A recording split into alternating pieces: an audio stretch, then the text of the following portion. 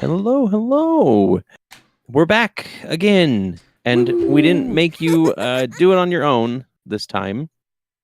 Although, to be fair, you did amazing. I thought the last paint stream was really good. So yeah, I'm completely fine with you being on your own. You don't need me anymore. Twas fun. But welcome everybody to tonight's wonderful little art stream. If you don't know who I am, my name's right there in the corner. I think it's this arm. I believe it's this arm. Yep. And then of course that's Preston. You gave them my true name. It's true, yeah. Not like they can't find it, right? That's true. And we're gonna draw stuff for you tonight. And there's a lot of things that we can draw, so if you have any suggestions, shout them out. But tonight we're gonna start with something that I've been. Yes, exactly. All right, stream's over. Yep, that's all we need.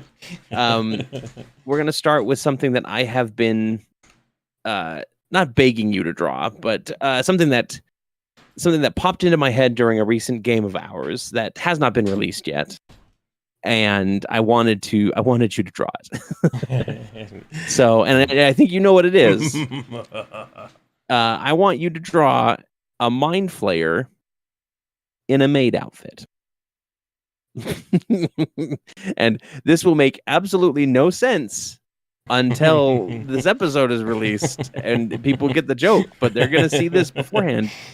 And in fact, like, if we get it done, I'll just put it in the episode when I edit it, because that'll be perfect. Sounds but good. yeah, I want to see a mind flayer in a French maid outfit.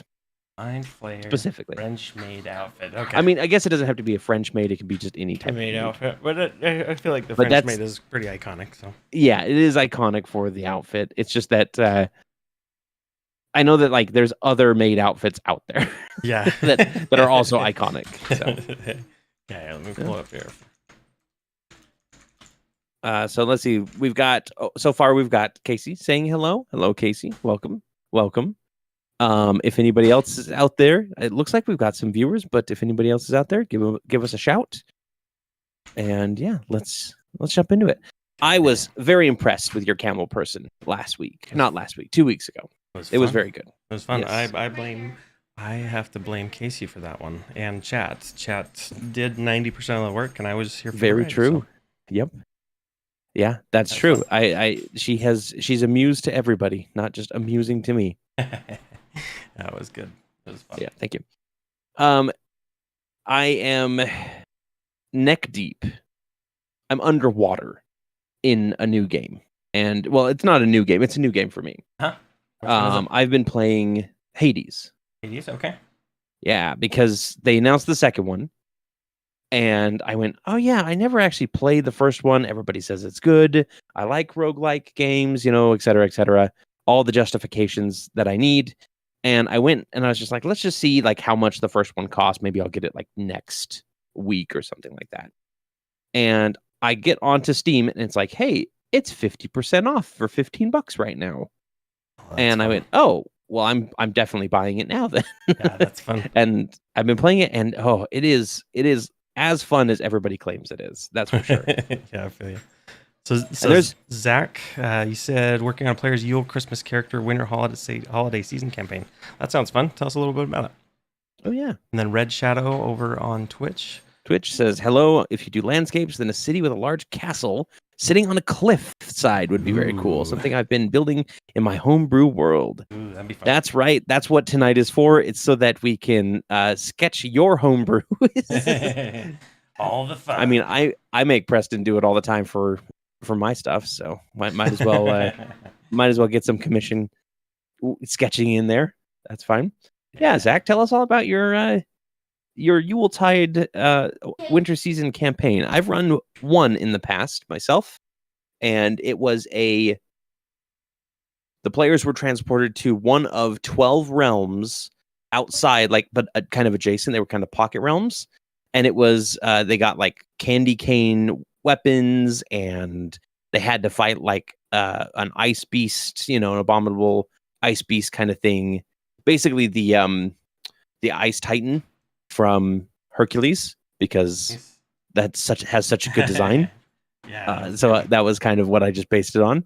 But yeah, that's the only one that I've ever done, and they basically had to save the world's version of Santa. Obviously, it's a fantasy world's version of Santa, but I do like the idea of Christmas being a thing no matter the realm, right? Yeah. And it doesn't have to be specifically like based on the religious holiday, even though, well, according to, we can get into the history of it, right? According to there's a folktale lady on TikTok. She's got her whole degree is in folktale, right? Which is yes, useful. I'm sure it's useful somehow, but she claims that Santa is a god because he's on. He can see you when you're sleeping. He knows when you're awake. So he's basically, canon for God. So if you need a pantheon of Christmas-time characters, you got Krampus, Santa. You got Santa, you got all kinds of stuff. Did you ever see Rise of the Guardians, the animated movie? That's the one with the owls, right? With Jack Frost? No, that's Guardians of Gahul. Okay, that's a different one. Yeah. Yes. So, I remember. It's got like Jack Frost and a bunch of other like Santa's in it as like a Russian guy, right? A big Russian guy. That's one of my favorite animated movies, actually, because I just love the idea of like exploring the lore of these characters all working together and having their own like not necessarily like a team, like a superhero team, but more like a council of like, we all know we all have our holidays and everything, and Santa's the big cheese, but there's also Thanksgiving turkey guy over there. Yeah, that's fun. he sponsors his own people's genocide. Oh no. Oh dear. That's horrible. Not fun at all. And then if you're looking for a movie to watch this holiday season and you haven't seen it, Claws on Netflix is absolutely amazing. They managed to make a 3D animated movie look 2D drawn the entire way through. And it's funny, it's clever, it's got some really good like moments in it. It's heartwarming and kind of heart-wrenching a little bit too. Like, that's fun. Like I cried during it. So yeah, I would recommend it. It's definitely going to be like a family favorite if you watch it with the family. That sounds like the biggest adventure is going to be a sorceress that is extending winter a la Narnia. They have to defeat her, but along the way there is a Krampus they can defeat or negotiate with, etc. I like it. The Winter Queen is a great trope, in my opinion. I do love. Oh, just knocked my mic there. I do love a good Winter Queen, that's for sure. And then Brian P, welcome. Oh man, I just knocking my microphone stand all the time. Can't hang around, but wanted to stop by and say hello and have fun. You too. You too. Pronounces Klaus. Oh, sorry. I apologize. Klaus. Yes, it's Klaus. Not Claus. Yeah, it's Klaus. Which is that how you spell Santa Claus? That's how you spell his last name. They just say it differently. Yeah. Klaus. J.K. Simmons is the main, or is Klaus, like so pretty iconic, good voice in there. So I like it. I have been blown away, by the way, by the number of submissions that we've had to our contest, which you can still join. You have until Sunday. If you don't know what we're talking about, we have a video on our channel, but the gist of it is we want you to create a Hero Forge figure of your original character and send it to us either on our Discord or via email, which the email is in the description, I believe.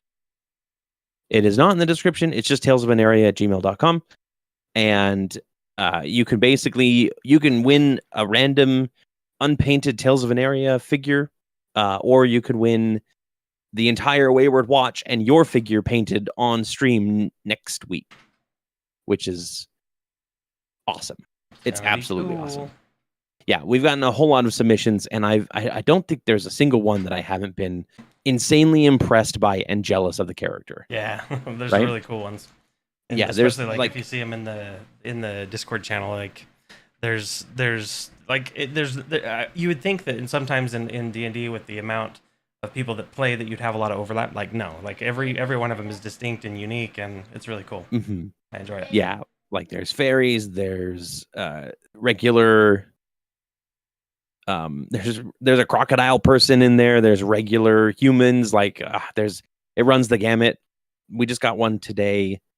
That was it's either a I think it's a Kenku. Kenku, actually. because it's a raven folk, but it doesn't look like it has wings, so it's not an Aarakocra. Gotcha. Yeah. Yeah, that'll be cool. But yeah, there's some really good submissions out there, and I haven't even gone through the ones in the email yet. I've kind of been just like glancing at them as they come in, and then Sunday, once all the submissions are done and everything's closed down, we're gonna collate them into a list, and then I'm going to like go through them all individually and read all the lore and everything. So it's gonna be awesome. I am very excited for it. Yeah. And this is looking great, by the way. This is everything that I wanted and more. He does not look happy to be in his maid outfits. He's like, why? Creators, why? Why would you do this? I understand that we're trying to create new illithid branches, but sex sells. Sorry. It's a bit much. Sorry, it's part of their outreach campaign. Can we do you know how like anime maids usually have like the ribbons in their hair or like a bow in their hair? Yeah. Can we do that on the tentacles? Yeah. Can we give them tentacle bows? Are you all ready for Christmas then? Mostly. There's definitely still some stuff I got to get ready for.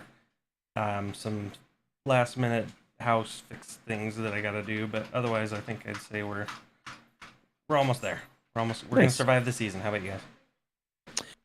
We're just waiting on a few more gifts to come in just for the wife's family, but tomorrow we're doing our big our holiday tradition, which is my wife and I wake up, we put on some Christmas music, make a little hot chocolate and some cinnamon rolls, and then once we're ready we put on Gremlins and wrap the presents. Sweet. So we watch Gremlins and wrap, and then afterwards, once Scott's awake, we put on Krampus and watch that one, because that has been a tradition. And I think like if it was out on video, we'd watch Violent Night as well. Yes. But I haven't seen it yet, but I want to because it looks amazing. Yeah, Violent Night looks hilarious. Yeah, it's definitely probably going to be added. Definitely probably. Mm-hmm. Definitely probably going to be. I'm just going to commit to it. Added to our rotation for Christmas movies that we want to watch. Ooh. What is your favorite Christmas movie? Die Hard. Die Hard? I knew you were going to say something like that. No. Well, mine's Iron Man 3, so... Yeah, Iron Man 3. I'm trying to think... I don't know. I enjoy Christmas. I like Christmas, but I think it was the same thing as like Halloween and stuff. Nothing comes directly to mind. I remember watching as a kid. Christmas movies are too scary for you. I got it. Rudolph ones, like the claymation. Remember those were kind of fun. Oh yeah, yeah. The Rankin Bass stuff. Yeah, like I guess Santa Claus was one that we'd watch. We just watched with the kids recently. So I'll say Santa Claus with Tim Allen. Oh, the Tim Allen one. Yeah. That was pretty good. Yeah. Every year we watch Mixed Nuts at my in-laws on Christmas Eve, or not Christmas Eve, the evening of Christmas. Yar Eve. Christmas Day Eve. Not Christmas Eve. Yeah, exactly. and then lately they have been really enjoying again Klaus, so we may end up watching that either two or instead. So that'll be fun. Yeah, it'll be a lot of fun. Give me a second. Yeah, what kind of traditions do you have? Is it just the usual kind of like go see family, or is there anything fun that you do unique? Yeah, I think there's a couple of things. Like, so I guess kind of for me, Christmas is a lot of snacks and treats and being lazy day. So like I'll make what we call Wiener Daffel. It's essentially like if you've had Smokies, the little sausages, and we'll have those with this kind of traditional recipe that my grandma kind of started with, I guess. So we go with that and enjoy that for the day. Like I'll make a crock pot full of it, so it'll just be there all day. We do in the morning. We do a bunch of scones. That's something that we do kind of pretty regularly. Nice. And then scones. I haven't had a good scone in a while. We used to go travel a lot, but now it's like I got tired of it being just this very taxing, draining holiday. Yeah, every single year you have to have a vacation after Christmas in order to recover from it. Mm-hmm. Exactly. I was like, yeah, I get it. I'm good. I get it. So we don't really have much. We used to go like on Christmas Eve, we'd go up to my grandma's house and hang out with the family, or we ended up the family got big enough that we ended up like renting out a church, and we still do. And then afterwards we would go, when we were kids, we would go to Layton. They have their lights set up. Oh, cool. And then we would just drive around there and see all the cool, pretty lights. And now I'm just kind of a curmudgeon. It's not that I'm like a Scrooge. It's just kind of like I think I want to. I know what you mean. Yeah, just simplify. Because I think it's like I enjoy going and seeing family, and I think that's it's enjoyable. It's one of those ones where I just want to make sure that I'm just not. I want to make sure that the the holidays are enjoyable for me too, because otherwise, then I'll just make it miserable for everybody when I'm being all grumpy and bah humbug. So I gotcha. Yeah, it's fun. It's enjoyable. It is. I tell you what though, I do not like snow. I have not been enjoying the snow one bit. I hate winter so much. And I know we talked about this on Tuesday, where you're like, you go out in a t-shirt, shorts and a t-shirt, shorts to shovel snow and everything, and I'm like, if I don't have to go outside in a day, it is a good day as far as a snow day goes. Yeah, I feel you. How about the folks in chat? You guys like the cold, hate the cold? Yeah, give us your holiday traditions. Looks like we got a little low showing. Maybe people are out doing Christmas stuff. I know it is around that time. Yep. No worries though. Christmas time is here. That's why I'm just being very chill tonight. Yeah. I think that's the easiest thing to do, is just to be nice and chill. Yeah. Don't have to worry about anything. Just enjoy. Basically, Illithid is. Yes. I don't like that. Because illithids don't have gender, obviously. Like. They all have pseudo like male forms, but they don't really have like gender specifically because of seromorphosis. Yep. Right. They literally just put a bug in your ear and it infects you and then turns you into an illithid, which is really cool but also terrifying. Are they considered like in the insect family then, because you go through the seromorphosis? Ooh, interesting. Snow's not They're your like favorite? a cephalopod insect. Something. Snow's not favorite. It's all right, but definitely preferred not. Yeah, I feel you. Agreed. I feel like a lot of folks that that don't live near snow is like, oh, I love snow. Snow's the best. But then when you live where a place where you get a ton of snow, a lot of times that changes as soon as you have to shovel the snow more than once. Exactly. Joe, welcome. Tanaka Joe. Welcome. Specifically, welcome. How's it going tonight? Hopefully it's going pretty good. Yeah, we had a little bit of switching gears here. Okay. We had a little bit of confusion with the event. Somebody asked us if we were doing out of country submissions as well for our contest. And we initially said no, because we were like, we don't know if we can really, like, I know shipping and everything across overseas is difficult. I think you still have a shirt that you tried to ship out of of the country that basically got lost because of that. Yeah, and unless you pay like, it was astronomical. It jumped from like $70 to like $300 just to get tracking associated with them. It was a little bit crazy. That's ridiculous. That's insane. But it could have been the box size. I don't know. Mm-hmm. But we did decide to just open it up, because we wanted to make sure that everybody got a chance to submit. And I know we've got plenty of people overseas too that watch the show. Absolutely. Kind of out of country. So, and plus, like, why not? We want everybody to be able to participate. Snow went from magical and whimsical until we moved to Oklahoma. Yeah. And now it's disgusting and dangerous. Yeah, I feel that. Yeah. Yeah, we actually, for the first snowfall, we didn't have any ice melt. Oh, no. And we just kind of bared it because it was only like 2 days and then the snow was gone anyway. Mm-hmm. Mostly gone. And then this one, like today I opened up the door and the entire front steps were like iced over, and we had to be very careful going down. Yeah. And I was like, screw it. While we're out, I'm going to the store. I'm buying ice melt. And then I got home and I just ripped open the bag and started pouring it on the steps. Get the bucket. Yeah, hearing that nice crackle. Yeah, we actually buy bags and then we have a bucket that we just continually fill. Mm-hmm. Best way to do it, and then you don't have to worry about the bag getting wet or anything else. Mm-hmm. Listen, cat, dog. The cat and dog keep coming and opening the door. Cat, dog. So if you start having a lot of extra fan noise, I apologize. That's fine. I'm not hearing any fans. How's the construction? Yeah, Joe. How's construction going? Especially now that winter's begun. I think he said that his family had moved back into the house. Nice. Last week. Good. Doing well. DM'd the Dragon of Ice Spire Peak last night. Even had a player join us remotely. Nice. Went well even. That's great because remote players it's always a little worrying when you have one player like joining remotely. Hope it went good enough. We actually, when we did our Broken Spear campaign before we started this channel and playing the Tales of Aneria game, we had a player remote in.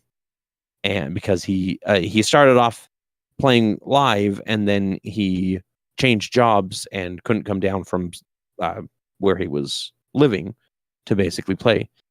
I was very grateful that he wanted to play the typical half-orc barbarian because made it a little easier. Yeah, it made it a little easier for him just to be like, yes, I'm just going to hit it. What's closest to me? I punch it. Yeah, exactly. It's all good, Jonathan. Welcome. Yeah, welcome, Jonathan. Glad to have you. We've just been talking about Christmas. If you're not a Christmas, I guess we should probably clarify. If you're not a Christmas person, that's fine. Like, if you have other holiday traditions that you do, I'd like to hear them as well. Absolutely. I personally celebrate the heathen Christmas. Heathen Christmas. Saturnalia or whatever it is. It's like the holiday. We one of the places that we worked, they sent out a thing saying something about how Halloween was like not cool with their organization dressing up for Halloween and that kind of thing. And so we were all like, all right, fine. We're gonna just tell them, hey, we're all pagans, and this is our holiday. Like we've decided that this is the one thing that we do, so that they can allow it. Because it was just the dumbest. It was the dumbest thing. I hate dumb corporate rules like that. It's ridiculous. It's like, I know that you can do what you want with your organization, right, or your business, but you're just being dumb. If you're it's like me saying, not being you can't. We don't want Hanukkah here, or we don't want any of these other holidays. Just Christmas. Yeah, right. Like, seriously. Yeah, if somebody was like, I'm sorry, you can't have that menorah up, but we will put up a Christmas tree in your booth. Like, that would be terrible. Yeah, exactly. Yeah. So, did you hear the news about Henry Cavill? Henry Cavill, yes, with the Warhammer 40K. Yeah, so he's no longer, which when he shared the news a couple days ago about him no longer being Superman, after basically sharing the news of him no longer being The Witcher, probably because he was going to be Superman, right? Like he probably picked one or the other because he was like, I can't commit to both of these. Yeah. Or other differences aside, I suppose. And then they can him. I was like, okay, well, I'm probably not going to go see the next Superman movie, like just in solidarity, because I guess because I was reading when they were saying something about that it's supposed to be young Superman, so like I guess I could see that, but still, like it's messed up. So, but definitely going to go see the Warhammer movie because well, it's an Amazon. He's partnering with Amazon, so it might be a series. That'll be cool. Is what we might get. Honestly, I feel like Warhammer, the amount of stuff that they have, that would make sense. Just to make it a series and not have to worry about too much. I'm just not happy with his tacticals. I don't know why. Yeah, Jonathan, it's probably going to be Space Marines. Yeah. as far as it goes, like it seems like it would be cool to have something else. It's probably the most marketable. I hope that he plays Tau. I hope it's nothing but Tau. Which from what I understand of Warhammer 40K, is the most hated faction as far as Warhammer goes, just because they're apparently like the one bright spot in the universe, and they're all like utopiistic and everything, surrounded by a bunch of death and grime, and people don't like that apparently. But I think the Taos are actually really cool. Flooring is about 85% done for Joe's house. Nice. Mostly by Mrs. Tanaka Joe while I was at work. The utility company got our gas line from the house almost to the street. I've got my galvanized ductwork. Ooh, enjoy your ductwork. That's yeah. And then yes, everything or nothing as far as companies go. You either allow everything to as far as a holiday goes or a holiday season goes, or you just say none of it. Yes, we cannot allow any of it because it's favoritism is BS. Mm-hmm. Well, there was that recent ruling about being able to like lead your kids in prayer on the field for a specific religion, right? In high school football, and it basically started opening the floodgates of like, okay, well, you know, when the church of or when the Satanists, which are a great organization actually, even though they're called Satanists, right? When the Satanists decide to put stuff up there, or somebody starts leading a what is the one from the Muslim? I can't remember what they call their prayer time. Anyway, yes. When that starts going on, you better have the same tune, or else you're going to have a lot of issues. You know, 100%. Bosco says, swung by just to say hey, and then I will catch y'all on the VOD. Just finished painting my in-laws' house, and I got a shower, go to work, which is unfortunate because I heard 40K being discussed. Have fun, Bosco. Thanks for joining us. Yes, thanks, Bosco. Eric, welcome. Welcome, Eric. Jonathan Hayes says, I have to work Christmas. Heart goes out to you, man. Hope if you've got a job that like is like retail or something like that, I do appreciate the sacrifices that retail workers make 100%. On days like Christmas and New Year's and all the other ones. Yeah. Yep. Muzane, or is it, I don't know what it's called. I can't remember. Muslim prayer time. Prayer time name. Shala? I won't. I had a boss once that was pretty cool. He had an office. Yeah.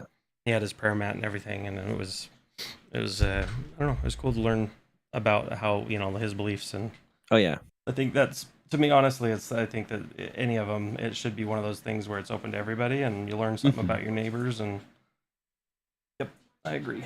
Yeah, that is really cool.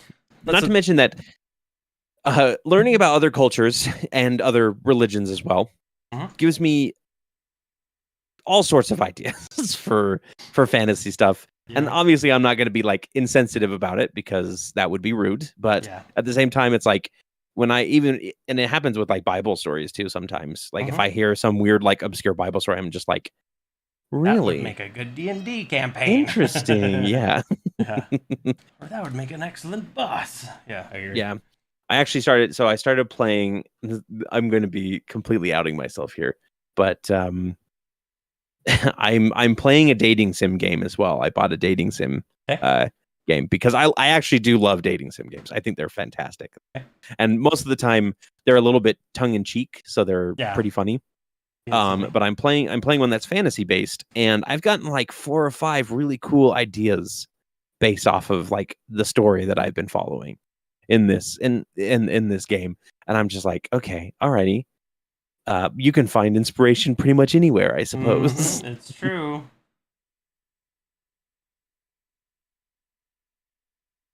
Oh, okay. So sorry, Joe. I didn't see that there was a second part to because his update to the house was too long for one chat post. So he's got to get the galvanized ductwork insulated, where it will be under the attic game room / craft room. We decorated our Christmas tree, and we are making a dump run with our construction waste tomorrow for $60. Nice. Is it just a flat rate for that? Yeah. Because I used to work at a landfill, and the construction waste was like $25 a ton. Maybe it wasn't 25. It was like 15 or something. It was a specific amount per ton of Yeah, and if it's construction waste uncovered, that you brought in. they'll charge you more. All that fun. Zolos dating episode coming soon for love and For justice. love and justice. Yes, Coming exactly. soon. Yep. A little known fact about Zolos: he is a lover and a fighter. That's true. Casey says this looks very funny, or so funny, as it were. I am loving it as well. It looks like he's coming up and he's going, Master, the front hull is clean. What is your next request? I know. I was trying to make him as sinister as he could, with holding a feather boa, or not boa, a feather duster and a whatever. I'm gonna give him really skinny legs too, like so I'll have chicken legs. Perfect. Yep. I feel like they would have just really lithe, very, very long features. Oh yeah, they would be very much spindly. I forgot the white breakdown, but it's saving us a couple $1,000s doing it ourselves and not having a construction contractor. Yeah, true. Yeah, absolutely. Yes, Jonathan, this is a French-made illithid. Yes. Yep. It was. I don't even remember the joke anymore. It's in an upcoming episode. I'll keep it in there. I'll make sure that it stays in there so that we can post this finished sketch in there as well for the future episode. But it is in a future episode for the upcoming Shattered Realms campaign, and it's just a fun little conversation. Oh, rate breakdown. Okay, yeah. I always used to get a lot of flack when I told people that construction waste was a different cost than regular household stuff, because we'd sometimes get people working on just like home projects, and they'd come in and they would have basically an uncovered or a bunch of drywall and wood and stuff peeking out, and they try to pass it off as just like, oh, this is just like furniture and stuff that we're throwing away. And I'd be like, well, it looks like construction waste, so I got to weigh in, you know. I had one person come up to the window, shout at me a bunch, and then drive off without trying to pay. And we had to call the police on him. That was a fun day, getting yelled at by somebody for 10 minutes and then having them drive away without trying to not pay and everything. So, but I mean, I'm entitled to dump my crap at your place. Yeah, we were specifically a city dump, so you got a lot of entitled people being like, I'm a resident here, I should, I pay your taxes, blah blah blah, even though the landfill basically ran off of the money that was generated in. It wasn't like, yes, I'm sure it got city money, but it wasn't completely self-sustaining kind of thing. Right. Or mostly it was self-sustaining. I don't know what I'm talking about. I'm tired. I might just take a nap while you're drawing here. So okay. Somebody give me a name for this maid. I want a really cute illithid name.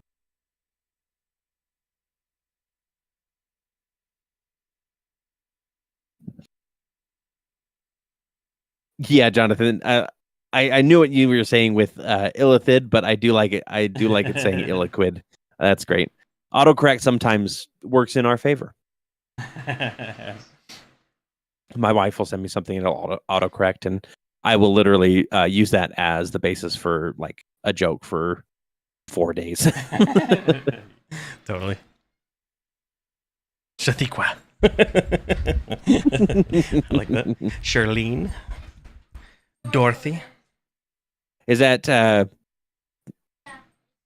Casey? Is that pronounced Serlina, by the way? Because Serlina, from Men in Black 2, kind of fits in there. Or is it Charlene? Charlene.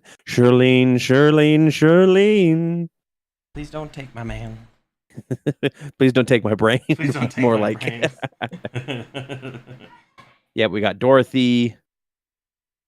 Jonathan, it does look like I'm trying to say shitqua there.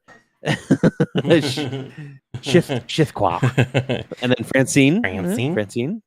Thank you for your tax contribution. If you want to consider becoming one of our bosses, please let me show you our daily expenses.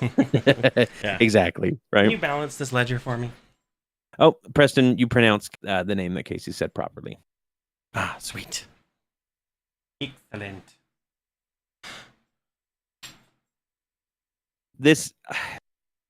I love it. I absolutely love it. can I get one of these in some sort of MOBA, please? Put this in League of Legends or Smite. Actually, wait, what is he Smite gonna do? only Tickle gods. me to death? Just wait. And he's like super serious, super like gritty. Mhm. He cleans all the dirty thoughts out of your brain. No, have you guys ever? I don't know if you've seen this anime, but there's one on. I think it's on Netflix. It's The Way of the House Husband. Oh, okay. Oh, you were talking about That this one's a funny. bit. He's to give you guys a premise. It's very fast and loose, like makes fun of itself. But the idea is that he is a yakuza boss who went and like killed a whole bunch of guys with his bare hands, and like he's this really hardened criminal kind of dude. Mm-hmm. And then he decides to get married to this lady, but he treats being a house husband as seriously as he did as being a yakuza. And so like there is like no room for any failure. Like he has to be like the absolute best. It's pretty fun. Yeah. So definitely check it out. Jonathan, there is a Twitch stream. Yes. Twitch.tv/Tales of Aneria. You can, if you prefer Twitch. All right, I'm gonna start blocking in some colors, see if I can get some of these. Elithqua.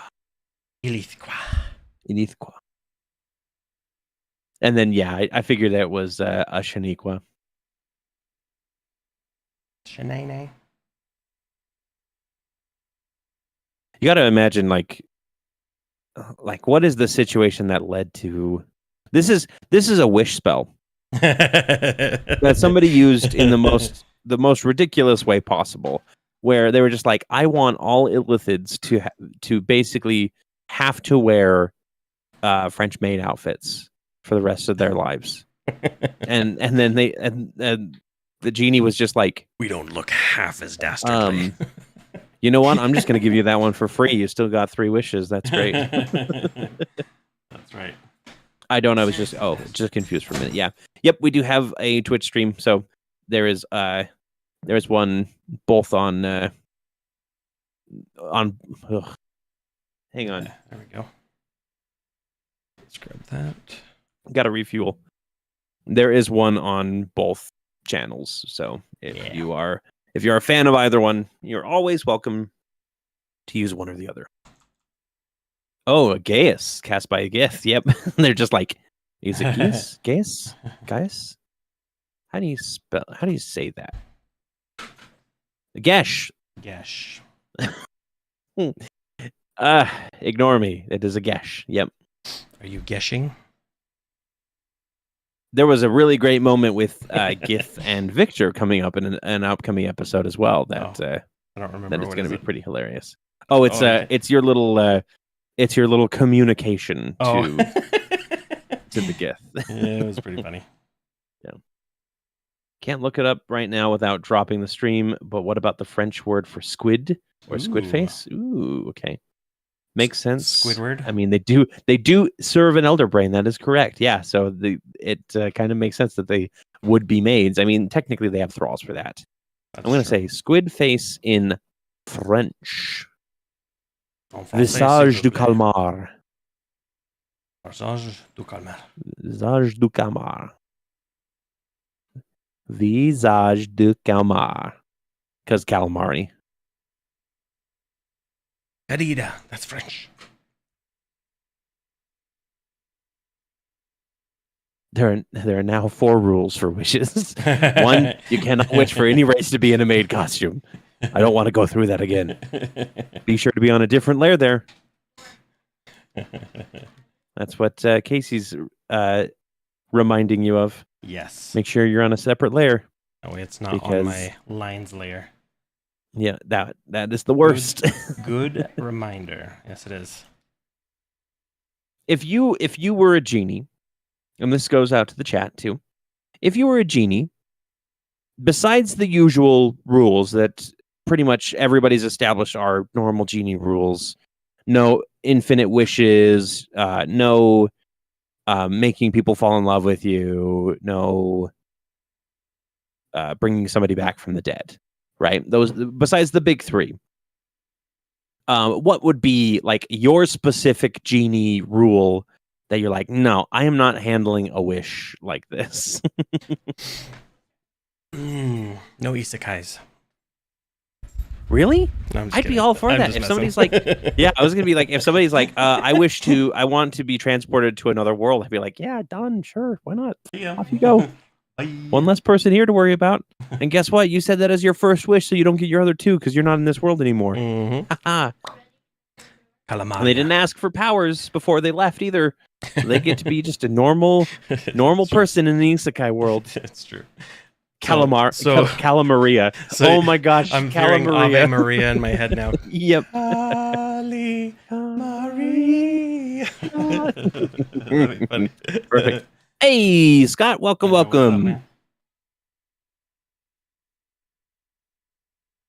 up, man? We're talking about genie wishes, Scott. What is your, if you were a genie, what would be your no as far as I do not grant this wish as a personal rule?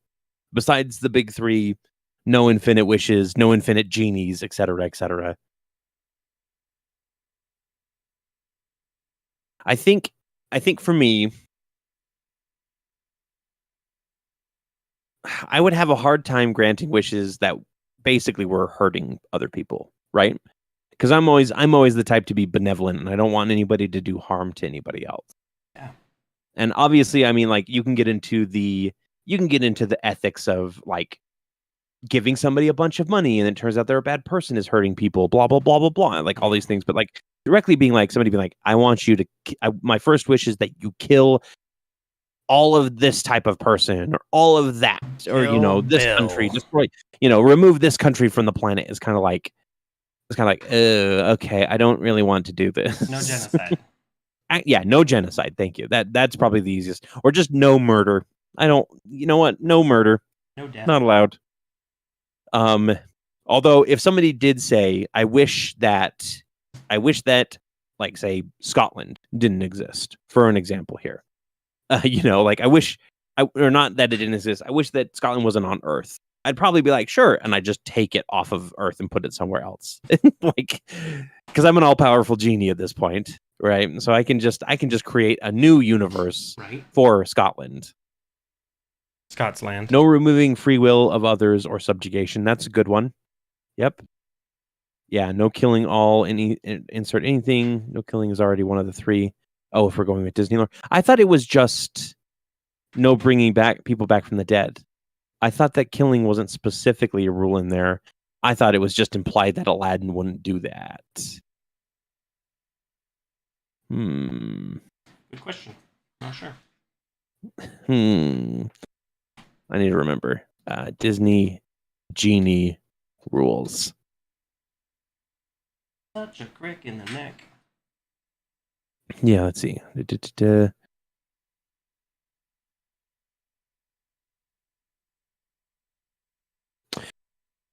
Let's see. Disney genie rules from movie. No, I don't want a big long explanation.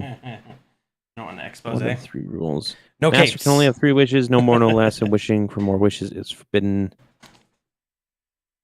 Okay, let's see. Remember, no capes. No capes. Yeah, that's another rule. Let's see.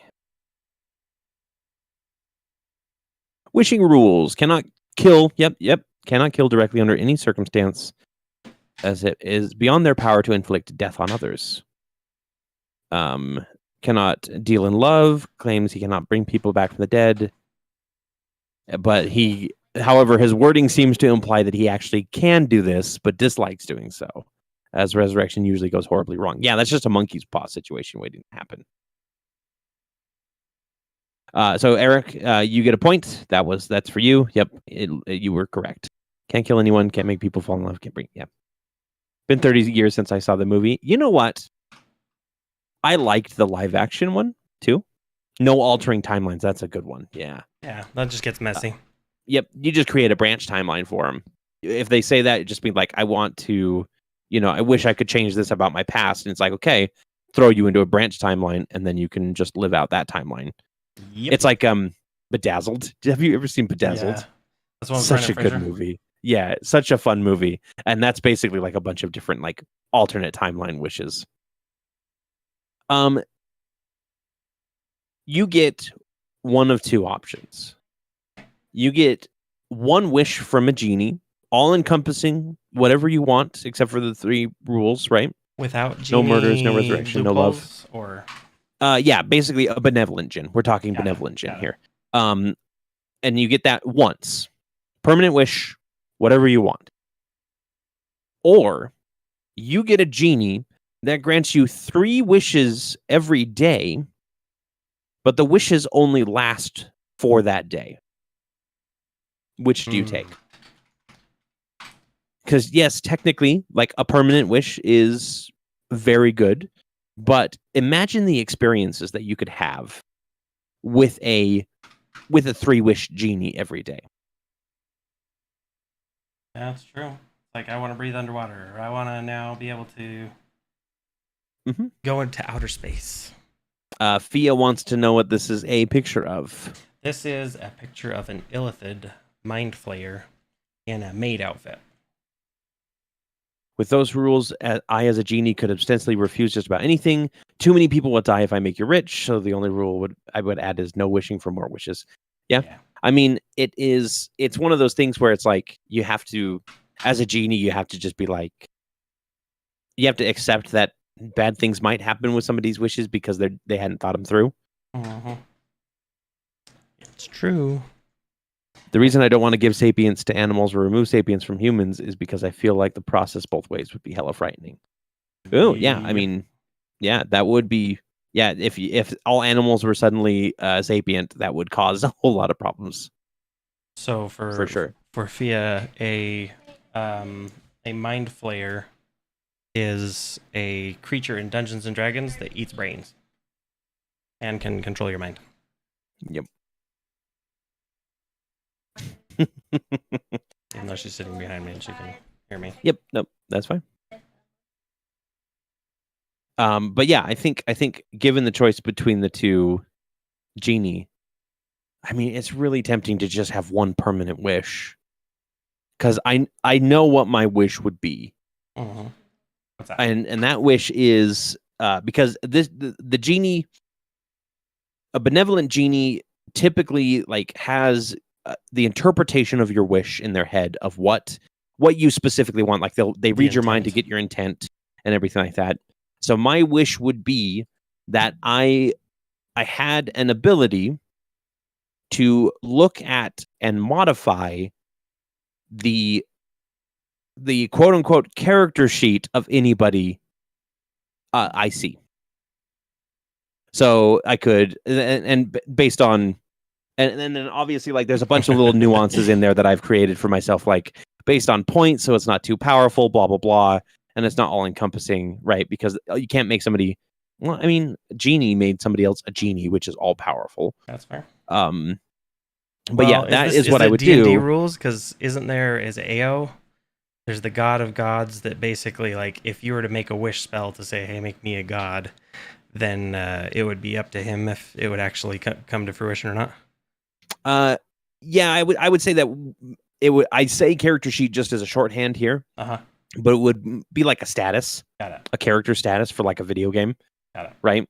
Basically, I would turn myself into a lit RPG character with the ability to adjust people, and obviously, like I wouldn't do it without permission because that gets into the whole like, consent. That's important, right? Consent is always important. I want the Argo. What is it from?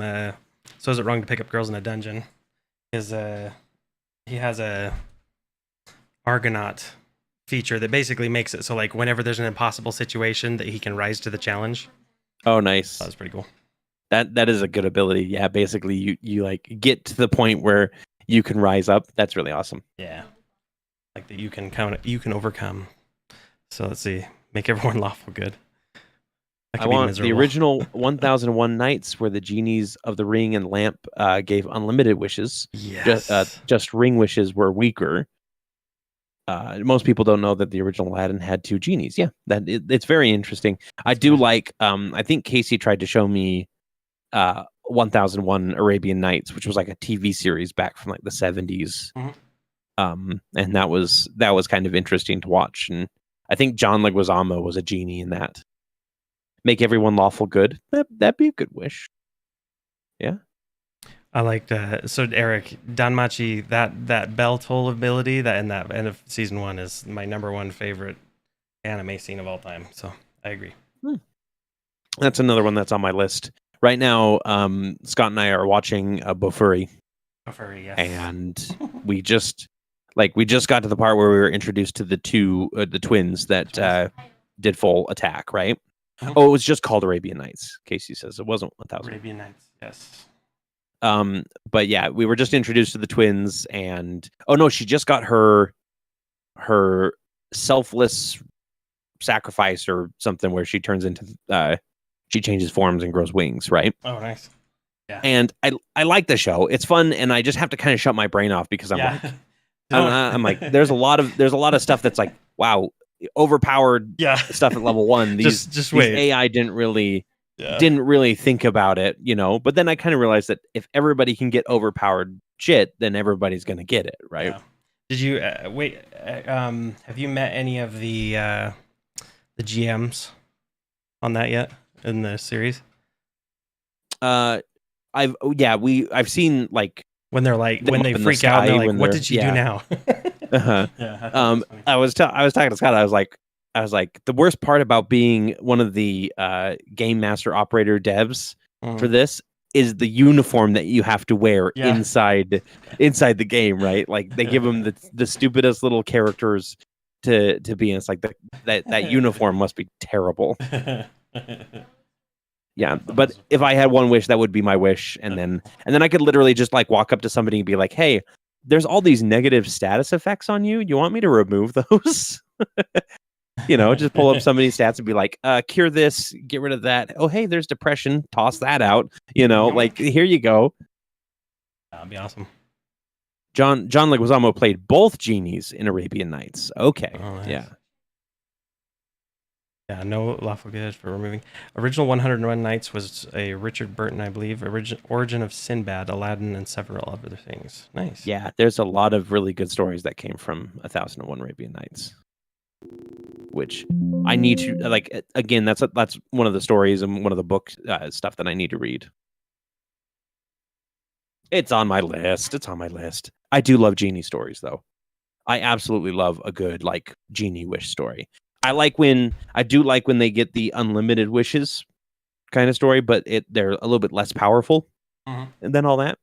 Just because then it's like just what the character can come up with and work around the limitations of the specific genie, that sort of thing. Yeah. I liked honestly the Shazam with Shaq. That was one of the films that made me like Shaq as a person, and to this day still like Wait. Oh. We're gonna have this discussion again. The one with Sinbad, Kazam is the one that is the is not Kazam. It's Shazam or Kazam. Yeah, so because there's a Sinbad one and then there's a Shaq one, and Sinbad tried to gaslight everyone into thinking it didn't exist. Yeah. Yeah. So yeah, Shazam is the one that exists, and then Kazam. Or no, is the Shaq one called Kazam? I don't remember. 90s live action adventures of Sinbad. Oh yeah, it was like Jack of all trades. I need to watch the animated Sinbad. You always like post clips from that as GIFs, and they look great. It's Becca's favorite. Okay, the Shaq Genie movie is called Kazam. Kazam. Okay. Kazam. Yeah. In my brain, I was just Shazam. Yeah. This is one I haven't seen. I haven't seen. You haven't seen that one? Yep. Yeah, that's pretty good. He's in a boombox instead of a lamp. That's so good. I like that. I love the idea of like modern, like a genie modernizes their vessel. Yeah. So like they can't control the fact that they're locked in there, but they can like get people to free them by continuing to be like updating what they're trapped in, kind of thing. Mm-hmm. I remember the stop motion 7 Voyages of Sinbad. Ooh, I haven't seen that one yet. Is that like not Rankin Bass, but Harryhausen? 10th Kingdom miniseries had a hilarious sequence with a bean that temporarily granted wishes. Yes, 10th Kingdom. 10th Kingdom is another one that sock it elf. Yeah, that's so good. It's that's another one that Casey shared with me once we started dating, because that was just another one that I skipped over completely. Like I didn't know about it until she showed it off to me, and it was a really fun series. Sounds hilarious. Yeah. Casey's. I know we're a little bit behind, and there's kind of it seems like there's a little bit of a longer delay because I'm just seeing it's Kazam. The shack is Kazam. Yeah. Is Kazam. Same people that did Jason the Argonauts. Yep, that's a Harryhausen. Oh, I love those. Yeah. Those skeletons in Jason and the Argonauts, so good. Look so good still. Like, holy crap, do they look good? To this day, not everything holds up. Like the Kraken in Clash of the Titans doesn't really look that good, but I like the little owl, the little mechanical owl, the steampunk owl. That was really good.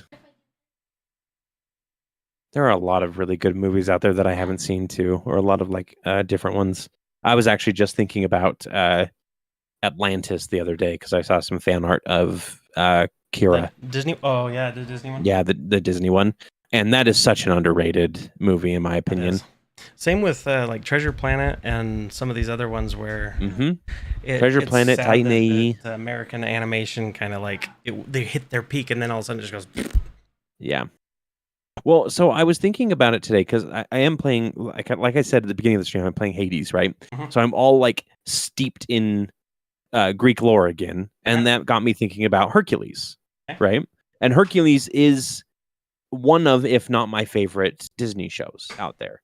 Yeah, I agree. And a lot of people that I talk to that are like Disney fans, it's not in their top 5. It's like barely in their top, it's definitely not a movie that they're like, oh yeah, that was really good. It was just kind of like, oh, that's middling. And I realized the reason why is because a lot of the people that I talk to are in a different demographic as far as Disney goes than I am, because like it's not kind of like the princess movie. It's not the typical like Disney movie out there, right? So it's got a different demographic to it. And when I was a kid growing up, like I was full on like in that kind of space of like, yeah, this is great. We get a really cool movie that is an animated movie that is for boys. Obviously like everything's for everybody. Shut up about it, right? but as far as it goes, like definitely the demographic was set as a male lead or as a male targeted movie or a boy targeted movie, right?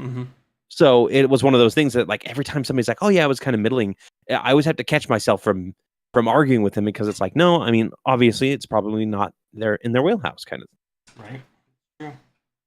Atlantis seriously needs a live action reboot. They can't do it because Leonard Nimoy's gone, and I want him back as the king of Atlantis. But yes, much better candidate for that versus any of their traditional ones they've done recently. Honestly, I agree. I think that the problem is the movies that didn't do very well are the ones that should be redone and kind of modernized and updated, right? But they're not going to make any money off of that. Yeah, they're going to make money off of their classics. I guarantee you, there's a Snow White in the works from Disney. If there's not, that's kind of dumb. But they should do something like Treasure Planet. The lead dwarf would be which actor? Oh, obviously, like the big one is Peter Dinklage right now. Peter Dinklage, yep. And then you still have Warwick Davis. He could be. Yep, Warwick Davis could be good. He could be Doc. He could be a really good Doc. Yeah. I think. Yeah. I think he'd be good. Thorin Oakenshield. Did you ever see Snow White and the Huntsman? Yes, that's the one with what's her? The Kristen Stewart. No, I haven't seen that one. I saw it was a different one that I'm thinking of. Because she's Snow White, and then it's Charlize Theron is like the evil queen. Okay. And then Chris Hemsworth is the huntsman, right? Okay. And it's mostly about the huntsman. Gotcha. But it's definitely like, well, actually, the second one is like a carry on with the huntsman, with like Emily Blunt in it. But the first one is the basic Snow White story with kind of an updated twist, and she becomes like a warrior in the end, kind of thing, because that's cool and modern. Yeah. But they just did the Lord of the Rings style dwarves, where they had like cool. Nick Frost and a couple other people. I think Ian McShane was a dwarf, but they had them as the dwarves, and then they just did either like not rotoscoping, but they just like layered it on. They kind played of with thing. perspective. Yeah. Exactly. All right, Tanaka. Yep, Joe, have a good one. Yeah. Thorin Oakenshield. Thorin would make a great. Yep. I am a big fan of dwarves. That's for sure. Actually, we were watching Wednesday. What'd you think? The other day, which so good. It's a really good show. Yeah. It has the unfortunate side effect of the last episode wrap up that you've been seeing a lot lately, where they have this really cool long stretched out mystery, and then the last episode is like 1 hour where they wrap everything up really quick. Here it is. Yeah. And it feels very like quick and unsatisfying, but it is what it is. But at one point they go into this weird taxidermy shop that is in the town, and the lady greets him, and she's like, she's kind of kooky and whatnot. And I'm like, where have I seen her before? And I turn to Scott and I'm like, can you look her up on IMDb? Because I'm very curious, because I could look her up, but I was on my phone doing something else at the time, playing a game, which is more important. And so he looks her up and he goes, "Oh, this is, who this is? This is Durin's wife from Rings of Power." Oh yeah, and I was like, yeah. "Oh yeah," 100%. and she's a great character in that. She's job. absolutely a great character. She's the one in the shop with all the curiosities and the taxidermy. Joe left, but yes, I am a Titan AE fan. If he was watching this on the VOD later, I am a Titan AE fan. Yeah. Sorry, what was your question? No, I was just saying that it's the one in the taxidermy shop with all the rodents. Yeah, exactly. Yeah. Speaking of Disney and fairy tales, have you been watching Never After? I have not heard of that show. Never After. Oh, the Dimension 20. Oh, yeah. No, we are so behind on Dimension 20. Technically, we're on the toy one, the toy heist, but we watched like one episode of that and like half of the first combat, which was more of like a challenge rather than an actual combat. And I wasn't feeling it. I wasn't a big fan of like the cast synergy or anything like that. It just felt a little odd to me. So we moved on to A Crown of Candy, and again we watched like the first episode or the first 2 episodes, and then I think Critical Role season 3 started, so we switched over while we were painting to try to watch that each episode while it's live, and now we're like 20 episodes behind on that too. It's hard to stay up on. They did release the season 2 trailer for Critical Role from Amazon. January 20th is season 2. That's really close. That's crazy. Awesome. It was a really good trailer too. It got me very excited for it. I need to watch the first season again because I like that independent of Critical Role, even, right? Like, it's not because of Critical Role that I like it. It is literally just like, I like this show. Yeah, it's a fun show. They do a good job with their characterizations and yeah. Let's see, Cthuloids. Has Never After been really good then? Is that's the new season where okay. So Never After Dimension 20, it is the new season where they're all like the characters at the end of storybooks in like kind of a horror-ish. Pinocchio, Prince Gerard of Greenlee, Puss in Boots, Princess Rosmunda Dupree, Mother Goose. That's awesome. And then Yifa Snorgelson. Little Red Riding Hood. Okay. Yep. There's some really good ones. Sleeping Beauty. Okay. Yeah. It has the same vein as Secondhand Curses, which is a Jonathan Hayes Drew Hayes. Sorry, Jonathan, I was looking at your name. It's a Drew Hayes audiobook on Audible. I think is now out on ebook as well. But it's about a group of 3 former like fairy tale heroes that now help other people get out of fairy tales, basically. Get like trap fairies that are trying to trick them and things like that. And that's a really good story. Like one of them. What's that? What was that one? That big TV show? Grimm. A little bit, yeah. Like Grimm. It's set in a fantasy world that is basically like the fairy tale world. Except for one of the characters comes from across the sea, and he's actually from Frankenstein. He's Frankenstein's monster. Oh, cool. In that, yeah, which I think is really cool. Like across the sea is like the gothic horror land, and then they always like praise, or they tell each other not to piss off the plot. Basically, is it the plot, or I don't know if they call it the fate or something. I think they specifically call it the plot because they understand how everything goes. It's been amazing, very horror. I'm very interested. There's a couple other seasons of Dimension 20 that I'm interested in as well. After A Crown of Candy, I know we get into the pandemic ones, which is all over voice chat, which I don't know. I always harder to watch for me because the synergies are different, and like trying to be able to play off of somebody when there's a delay is really hard. I feel like.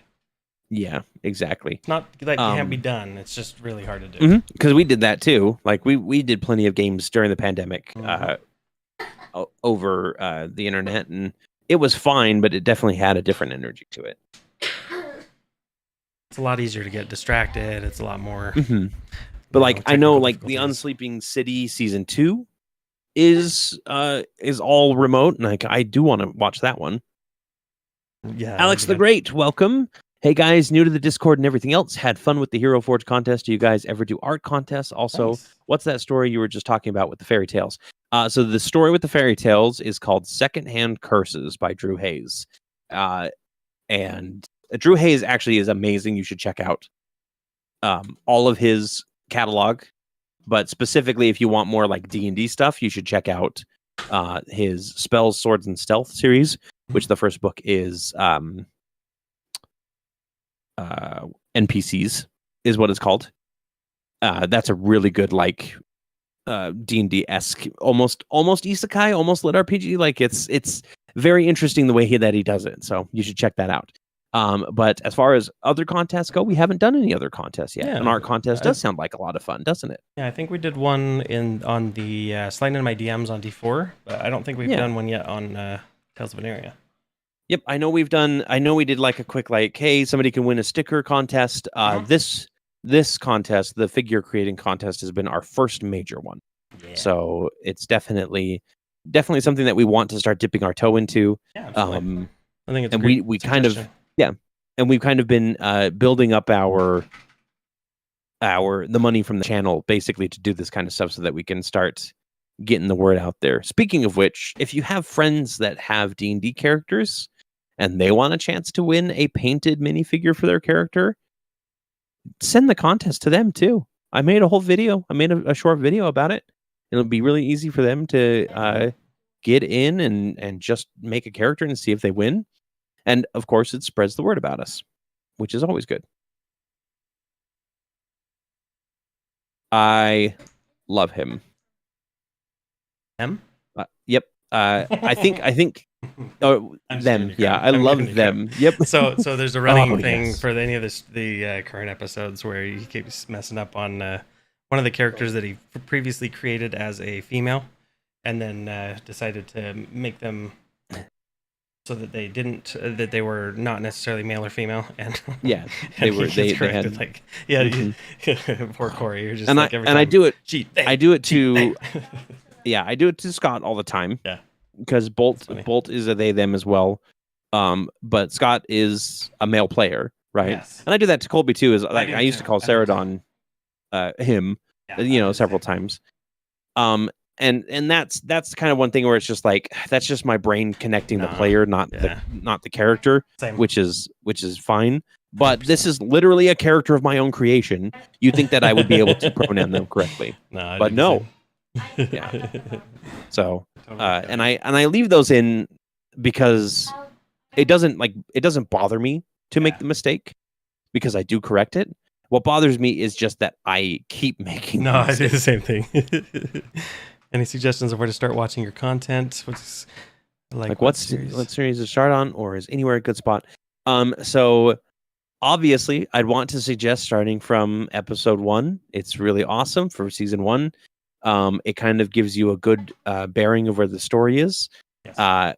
Technically you can start from season 2, and if you are looking for a quick way to catch up for the bulk of season 1, there are recaps of what happened in the beginning of each episode in the form of like letters. You might have issues with the first couple episodes too, and just know that like the first probably 4 episodes ish, we're still kind of trying to find our jive and our stride with the audio. So just be cool. I would say, I mean, it's very hard to be like, hey, there's a good jumping on point at any time in the series, because there's a lot, like it's a full campaign. And, it depends on if you want all the inside jokes. Because if you want the inside jokes, definitely start from the beginning. Yeah. But if you want to be like, if you get the most enjoyment about watching something live as it comes out, maybe start with season 2. But you're welcome, Jonathan. Yeah, it's one like it. But I mean, it's my baby, and I want you to watch it all. So I'm going to recommend episode 1. 100%. Just because I do love these characters. I think they deserve to be fully explored and everything. And I don't, the way that I play D&D isn't story arc wise or like little adventure wise. Like this, the whole point of this was to have a huge overarching campaign, and we were about halfway through that by the end of season 1. But there's plenty that's carrying over to season 2. Maybe someday I'll make a primer for season 1. And kind of do a brief explanation, because I think, again, we had recaps up until like, I think session 46 or something like that. We stopped, mostly because the time demands on everybody kind of made it so that we had to drop it for being able to get the episodes out on time. And it was kind of just a, I was getting tired of bugging somebody every couple days, like, hey, is the recap done? Hey, is the recap done? Not that I was getting tired of the person. I was just getting tired of pestering people. Like, I didn't like it. I don't like pestering people at all. So it was very hard to be like, to continually be like, hey, is this done? Is this done? Is this done? Until finally, like, it was the day before and everything was ready to go. And so when season 2 started, and we weren't going to do the recap at all, still, we were just going to continue on that. And then I came up with the idea to do a letter to one of the former characters that was gone, and as Cthuloids, mostly because Tori wanted a quick recap. Like, she's like, hey, what happened in the episode? How'd it go? And so I wrote her a letter as Cthuloids, and then I just went, crap, I'm gonna start doing these as the recap, aren't I? It's perfect. but now it's literally like me controlling it. And then we only had one where Scott did the recap instead as Bolt, and that was because he came to me and said, hey, because it's like, would you like me to do this recap kind of thing? And that's how it's going to be from now on, is Cthuloids will do the recaps, and then if somebody comes up to me and says, hey, I'd love to do the recap for this one, then I'll just take the audio and put it in with our new style, instead of having to make Preston worry about rendering a 2-hour, going through a 2-hour render for what we were doing before. Got it. I wear headphones at work all day, so I got time. I only recently caught up on Critical Role, so I'm ready for a new series to binge. I hope that you enjoy it. I think it is fantastic. Again, ignore the sound quality in the first couple episodes, if you can. Obviously, there's we definitely, like, it was very raw, and it was very early on, so we weren't at the level that we wanted to be. We definitely made quick adjustments. Scott did a great job putting up some sound treatments. Scott did amazing. Scott worked. Yeah, he did some amazing soundproofing, and then he also found that good niche where he was able to cap the volumes on everything really well. And yeah, it gets much better after the first few. And honestly, I think those first like 8 episodes are some of the best episodes still. Yeah, because it is like it's establishing everything. Not to mention like one of the big twists is in those first 8 episodes, or one of the big like plot changes. This looks like he has a psychic. Yeah, that's what I'm trying to go for. And it is amazing. It's like a lightsaber feather duster. Thank you, Preston. Yeah, that's what I'm hoping for. Every time that I have you do something, and I don't interrupt you just at like the end of the line sketch and like, hey, let's move on to another picture. You always manage to pull out something incredibly beautiful. That and they are very beautiful. Let's be fair. Calamaria is absolutely beautiful, and that is the name that I am deciding. We are beautiful, no matter what they say. Words can't bring us down. Sing it out, Christina. All right. I didn't give him toes. Have you? What's up? Have you lost the challenge, the Christmas challenge yet? Have you heard Mariah Carey's "All I Want for Christmas"? Not Is You? yet, but I don't listen to the radio, and I lost it in middle of November because of TikTok. Thank you very much. Now that you've said it out loud, my phone's probably heard it, and immediately after this, I'm gonna open TikTok, and that's gonna be the first one on there. Yep. It's like my wife, Absolutely. whenever she asks for I don't want to say it because it'll start talking to me. Whatever your assistant of choice to play music. Every time it starts the off echo when I'm trying to. Yeah. Oh, really? Yeah, every time, and it's always the same one. It's like "All I Want for Christmas," or no, I'll have to find it. It's Michael Bublé. A Merry Little Christmas. Time. Yes, that's the one. Yeah, is that the one that he does every time? I mean, it's a good one. Have yourself a merry little Christmas. And yeah, it's funny. It's hilarious because the other one that was really funny is like I'm sitting in my office. This has to do with Christmas music, so bear with me for a second because this is a little bit of a story. But I'm sitting in my office. I'm jamming to something, and I can't even remember what I was doing, but I was working on something. And my wife walks into the room, and she was in the other room, and she was listening to Christmas music, and mine's over here. I'm like listening to something like Unleash the Archers or some kind of like death metal, or like, I'm just like just in the groove doing something. And then all of a sudden she's like just starts talking. The second she set foot in my room, bam, Christmas music starts flaring up on my Google, and it starts like pumping it throughout the entire room. And I'm just like, holy crap, like Spirit of Christmas, like what are you doing? Like she came in with the Spirit of Christmas. It was my kids in the other room trying to play something in the other room, and it just so happened, and it was like serendipity that when she set foot in my room, Christmas music just erupted everywhere. So the ghost of Christmas present. So yeah, she's there. But yeah, shout out for anybody who wants to go check out what I think Kilobex looks like. Go check out The Scrooge is what it's called, I think, on Netflix. The new one. Mm-hmm. I have an old friend that we went to school together in college, Randy Bishop. He did their concept art, so go check out their stuff. Support him. The Ghost of Christmas Past in that, right? Or is it? I've seen parts of it. I think it's the present. Is the candle. Makes sense. But it's like, it's very waxy and just like the coolest. It's super cool. I like it. So check it out. Yeah, the Ghost of Christmas Past is kind of like a candle ghost in the Jim Carrey Scrooge. That's the one I was. Did you guys watch? That popped in my head a little bit. I haven't seen the new one yet. Did you guys watch the one with Will Ferrell on? I think it's on Apple Plus or Apple. Oh, TV is that out? Something? Spirited? Yeah, Spirited. Okay, Scott.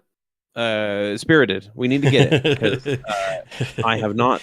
It's a musical. I didn't know that going into it, and I was just sitting there for the first 5 minutes, like, what? So it's pretty funny. Put this at the top of the list. Spirited. Yeah. I actually ended up watching Knives Out. Ooh, how was that? This last week because I watched it again because Glass Onion is coming out And A Knives Out is such a good movie. If you've never seen it, you need to watch it. Like, it is like everything that everybody complained about with Star Wars Last Jedi and Rian Johnson's directing in it, makes Knives Out one of the best and freshest detective mysteries, murder mysteries that you've seen in a while. Like, if you seriously, Preston, if you haven't seen it, you need to go watch it right after. I think is it the one? Let's see, Knives Out. Is this? It's the detective one, right? And then it's in that that atriary, and it's got Captain America in it. Yes. Chris Evans is in it. Yes, I did see that one. That one's really good. Oh, good. Yeah, with Detective Benoit Blanc. Yeah, Benoit. That was a good.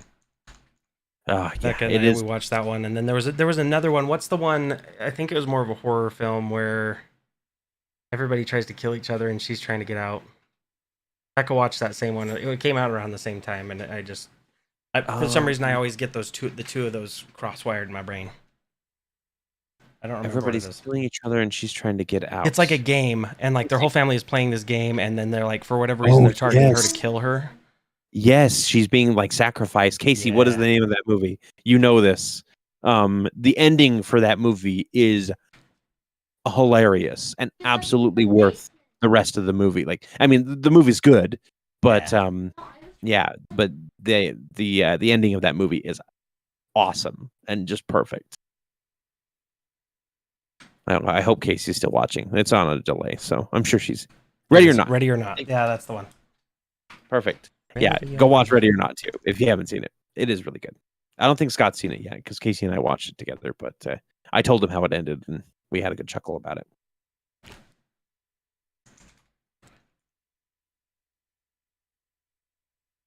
Yeah, I got you, Casey. You don't have to message me individually. I see it. As appreciated. Well, we got about 40 minutes left in our stream. You want to just do a cheeky little background? Is that what we're going to do? Yeah, that's what maybe we can do. I'm going to try and put in a little...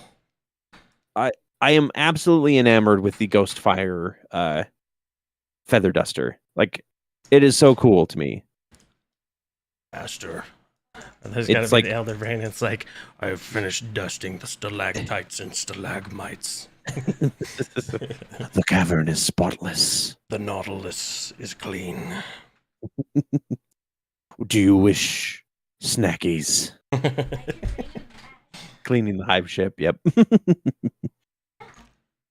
I like the idea of this as a magic item, though, like a Ghostfire feather duster that you could brush over something and it can tell you if undead spirits have been in the area or something like that. Yeah, so it's like Phasmophobia with the salt and the whatever, the purple light or the black light. Purple light. Purple light. The purple light. The purple light. The purple light. The purple light. All right. So let's that shows you how horrible your hotel room is. You know the one that I'm talking about. Ooh, actually, you know what I need to watch? That's also kind of a Christmas movie. What's up? Kind of. Well, it's a Christmas series. Hawkeye. I should watch Hawkeye again. Hawkeye, yeah, that was pretty good.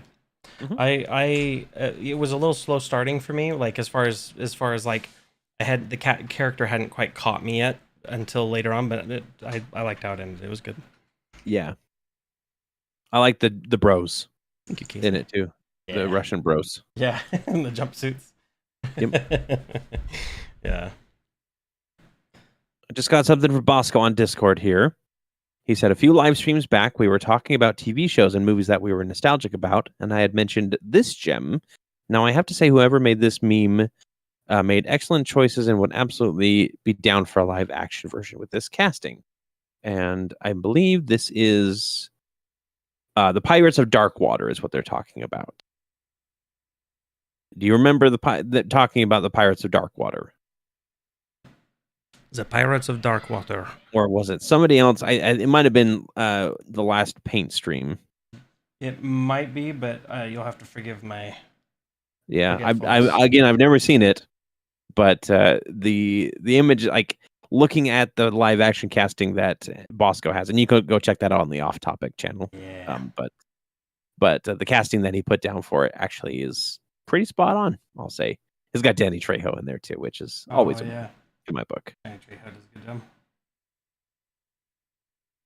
Gotta get their little cerebellum. One of the little brain eaters. I'll say that he's getting mad at it because, or what are they called? The intellect devourers. Intellect devourers. Yep, that's the one. Yep. Cerebellum. His little cerebellum.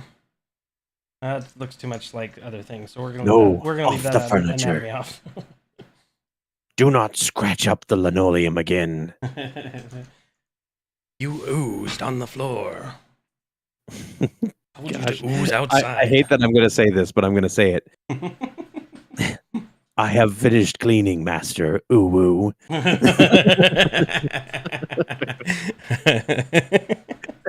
All right.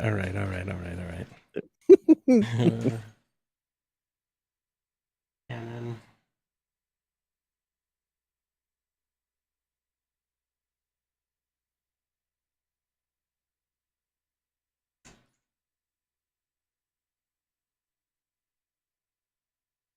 sorry, I'm enamored by what's coming next. Oh, okay. Yep, it's the speech bubble. Got it. Okay. Again, I'm very behind as far as it goes. Yep. Please do add. And yeah, you have to make it look like a cat, right? That's the whole point of the uwu is to make the little heart. I love the little heart there. Which, because he's okay, leave it as like a thought bubble instead of a speech bubble, obviously, right? And the heart is literally transplanted with the message, right? You don't have to. It doesn't have to be like just like this means it's in a loving tone. It's like no, that is literally a heart that he's putting into your brain. Let me see if I can do a chromatic aberration to make it look some kind of. Sorry, I'm going to pull this closer. I'm going to try and do a chromatic aberration on this to see if we can get both of you. Stop it. Both of the dogs are sitting trying to get my attention. Please, hey, throw that pen. I'll chase it. Give it to me. Let's see. Distort, glass, ripple, sketch. I know there was aberration here somewhere. I mean, if I had a genie with infinite wishes, I'd probably ask for an illithid maid, just for the hell of it.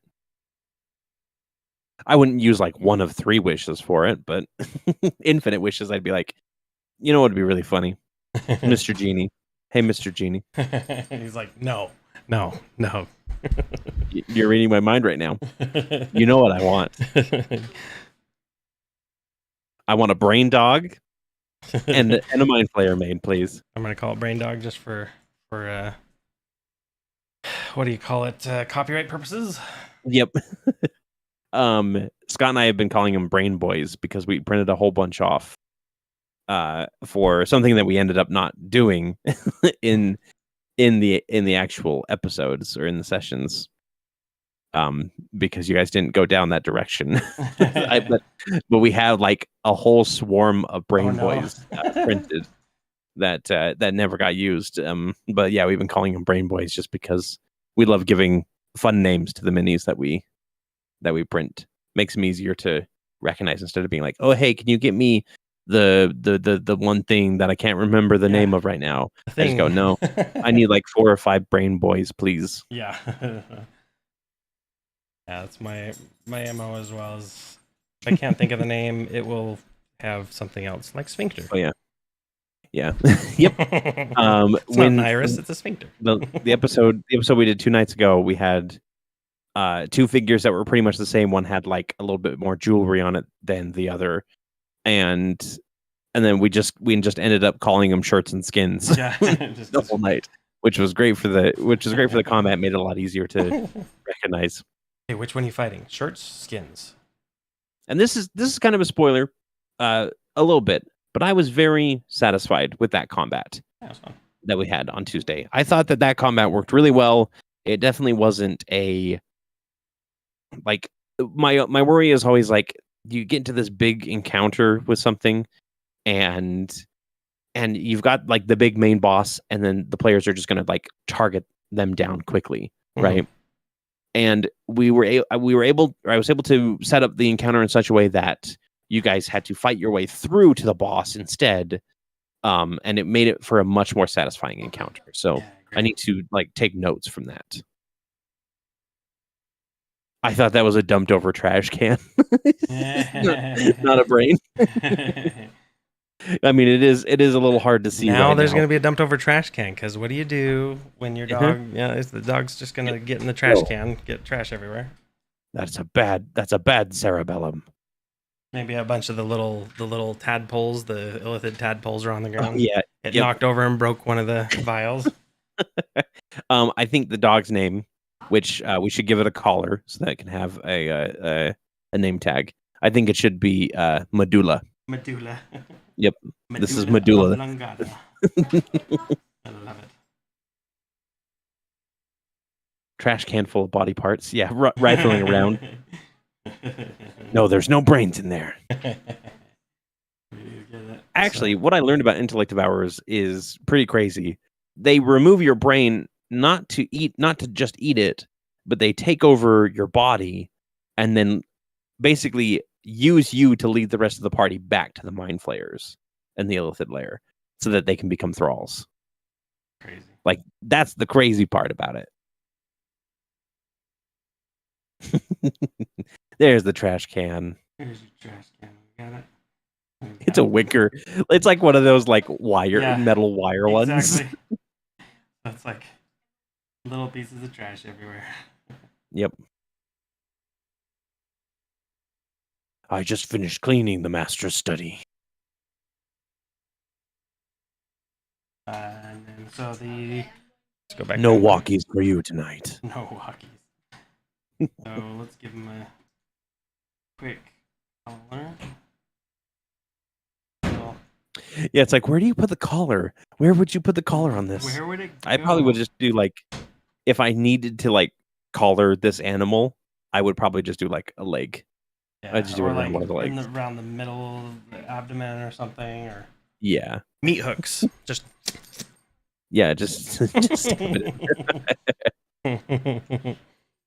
Poor doggy.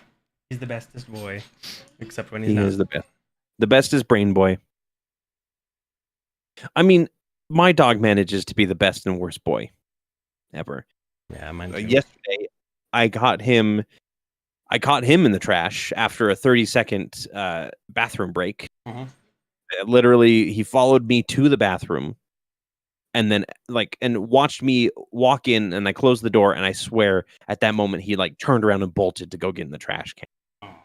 And so I was upset with him for that. And then I took him outside like 10 minutes later, and he comes back in and he stops and raises his paw to get cleaned off because it's all wet and snowy out there. And usually he just tries to like fight me and get past me. Try and bolt past.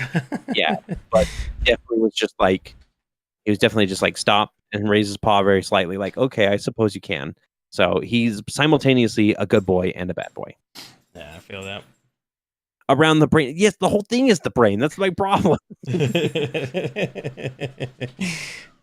Let's see. Okay, so one bamboozle I have planned with an encounter with a pack of minions who, in the presence of their boss with a big fight, can each study a PC.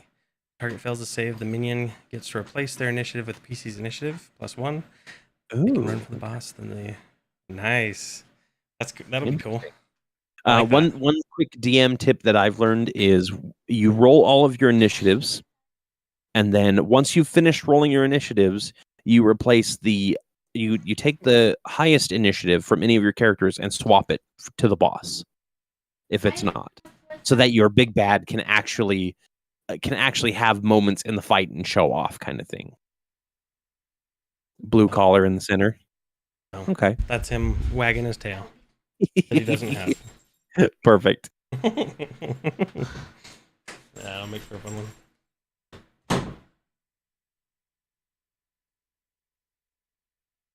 Brain dog. Color. Let's do this. Give him some little bit of shading so it doesn't feel so out of place. Yeah.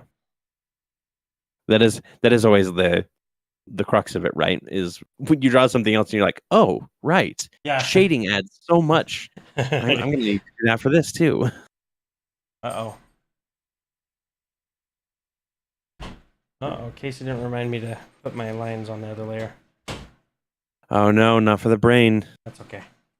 We'll make it work. Yeah. Did you ever watch Doom Patrol? I didn't. I wanted to. That's the one with Brendan Fraser? Yes. Definitely don't watch it with your young kids because it's a more adult DC one. Okay. But in it they have these creatures that walk on two legs and they are butts. They are werebutts with sharp teeth. Oh, no. And whenever I look at an intellect devourer now, especially this one that has cheeks Booties for days, yeah, it reminds me of the werebutts. That's funny. I keep seeing. I don't know if you guys have seen it. There's a new game that came out, and it's the guy who does Rick and Morty's voice. Oh yeah, High on Life. Yeah, you seen that one? I've kind of seen that one around. I've seen that one pop up a lot, and it's supposed to be pretty crass, but from some of the stuff that comes up in it, it's just like, oh my gosh, there's some really weird crap, but it makes me laugh nonetheless. So, yeah, holy crap! It's $60. Is it full? And so let me preface this. There are a couple things in the game. There is 2 full movies in the game that you can sit down and watch in front of the television and watch it in the game in a theater, like a full movie that they licensed to put in the style. Movie. Or oh wow, yeah, the one of them is Demon Mist, I think is one of them, and then the other one has, I think there was another one on the television that had Paul Walker in like a crop top. I can't remember what movie it is. Crap. That's crazy. So yeah, that's some of that cost, I'm sure, is paying for all that. Yeah. But it is very much like, if you like Rick and Morty type humor where it's just like all over the place, then it's pretty funny. Mm-hmm. No, I really shouldn't be looking at Steam games right now. Yeah, anytime there's a Steam sale, I have to just turn it off. Yeah. I already have, 400 especially plus. Especially because right now, and again, I'm going to preface this by saying there is nothing wrong with me liking dating sims. Right, that's right. I have played this game for 46 hours. Nice. And okay, all right. I need to talk about this a little bit more, I suppose. Go for it. So I was expecting. It was a $15 game. Hmm? It's called Love Esquire, okay. And it was a Kickstarter. Uh-huh. And so when I heard those things, I saw it, and it was like, hey, yeah, there's like 5 different characters that you can romance, and it's all fantasy based, and it's got voice acting to it. And I was like, great, because I really like voice acting makes things a whole lot better, in my opinion, as far as dating sims go. Yeah, I agree. And so I was thinking like, okay, it's probably going to be like this short little game that they funded, and it'll be like 10 hours, and then I'll have everything unlocked, whatever, kind of stuff. It has had more content to it. It has had more content to it than any other like dating sim that I've played before. It has the voice acting is incredible. Like, again, when they said full voice acting, they meant full voice acting. Mm-hmm. They're still like, you can tell like they're all home recorded though. Yeah. Because like the levels are always kind of varying from person to person. It has Jesse Cox in it, the YouTuber. Yeah, he's one of the characters in it. He's just a side character, but they got him to play one of the characters. And I'm getting through the game, and there's like when you first log into the game, it's like, hey, would you like to play casual, or would you like a challenge? Uh-huh. And I went, you know what? I mean, I'm here to play a game, so let's not just do casual and just have everything be super easy. Let's see what the challenge is. And I thought it was just like the mechanics for like combat are going to be a bit more challenging, because there is like an RPG combat element to it. Uh-huh.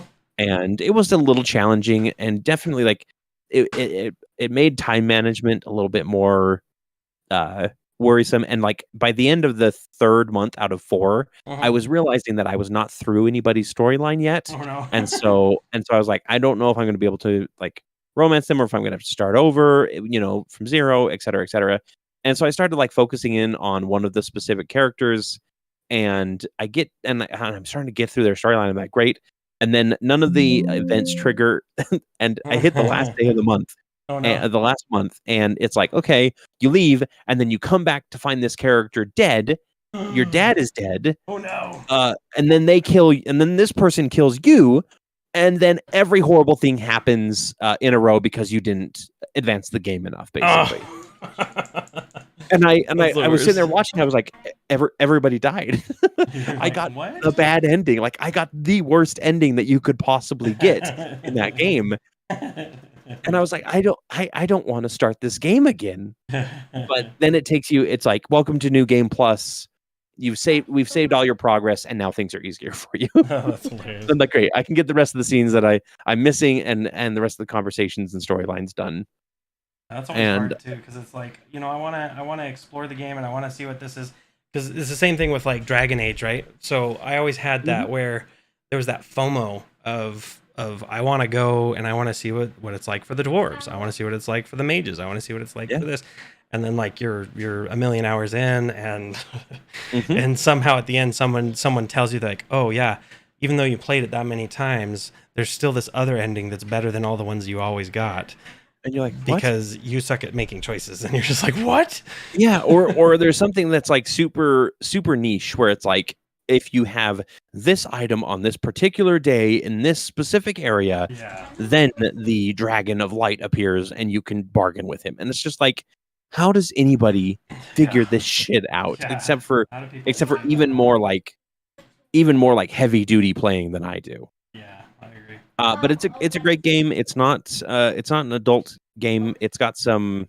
It's based off of like it's an ecchi style. So keep that in mind if you have kids around and whatnot. But I actually would recommend it. It's been pretty fun, and most of the 45 hours comes from the fact that like there's a lot of conversations to have, and they're all voice acted. Like if it was me just reading, it would be probably I could like knock 10 hours off of that. Skate through it a lot faster. That's how I feel too. Yep, but it's one of those things where it's like because I'm basically what I've been doing over the past couple of days, because I'm trying to get all the scenes unlocked and everything now, just so I can finish the storylines for all the characters. Is I'll start a conversation with one of them and click the prompt, and then I will literally just turn away and do some work while I'm listening, like it's an audiobook. Yeah, no, it makes perfect sense. Yeah, that's like the. But anyway, that's my rant about a dating sim. I need to play. What was the other one? The one that Colby recommended way back when. Oh, Doki Doki. Doki Doki. Okay. Yeah, Doki Doki Literature Club. I've been wanting to dip my toe into that, but I hear that there's some horror elements to it. Horror elements, and I'm not a big fan of horror games.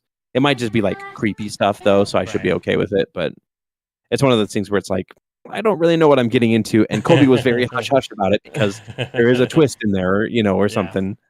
Yeah. Like don't want to ruin it for you, but yeah. I also don't want you to hate the end and hate me because it had a jump scare or something. Yeah, but it's funny because like when I started playing this game, I was like, I'm gonna go invisible on Discord because it is a dating sim and it is a little bit embarrassing. And I'm not like this is just like my personal thing because I have a few personal like media preferences that I'm just kind of like, this isn't typical for people, so I'm just like going to keep it away from the public eye. And then here I am talking about it on stream. That's no worries. You know me. There's no judgment here. So I wonder if I can find what my most played game is on Steam. Cancel. Deselect. Is it under my profile? I'm trying to see if like this is now my most played game, but I doubt it. Let's see.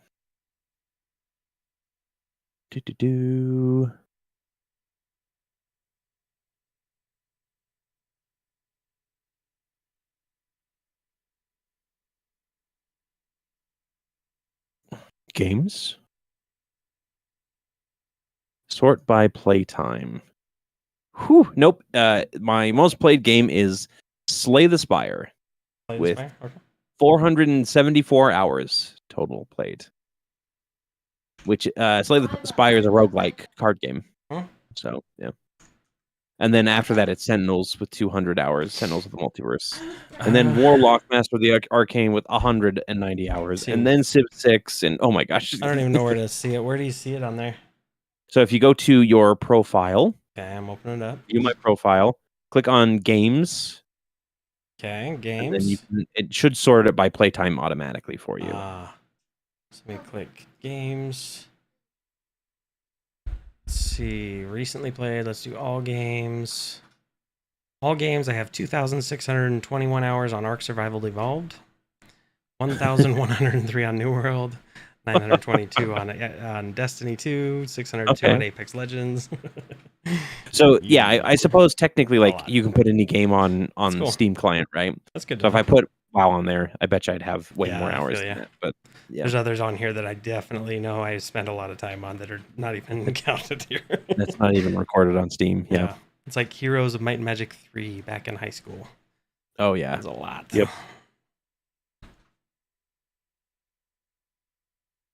All right. Well, I blurred him a little bit so he's in the background or in the foreground, so then maybe he's not as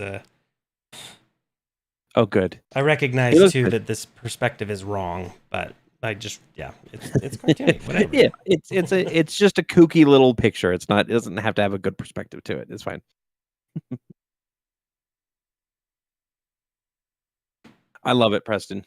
You did an excellent job here. I'm trying to think if we can add something else for the last 14 minutes. Yeah. Sophia does not like the uwu that we included. So what? Why not? Because she likes Roblox. Well, we won't. We'll judge her.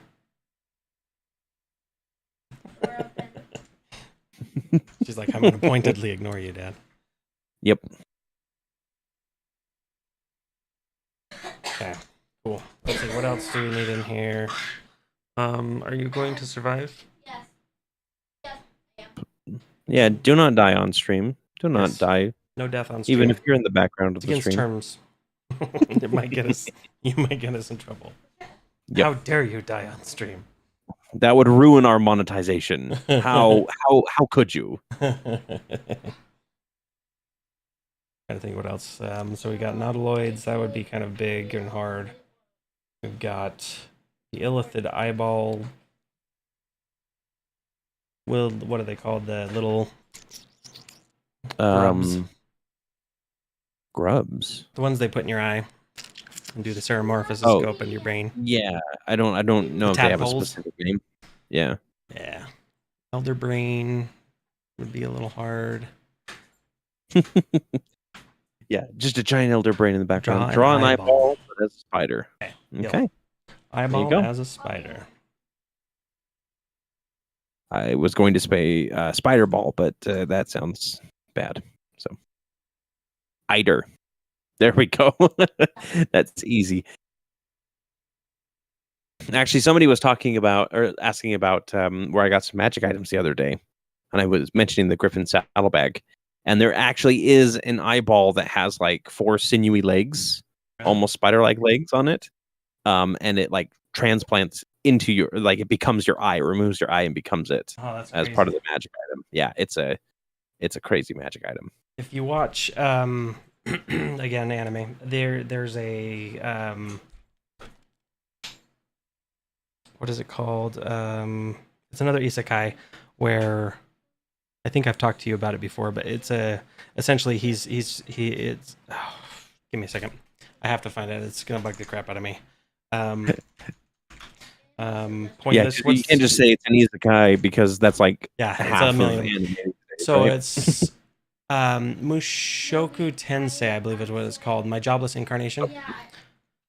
Okay. And essentially, there's a point in there where he meets this demon, and she's like, "Hey, I can give you this cool sight power that gives you the ability to see 3 seconds into the future. It'll help you." Blah blah blah.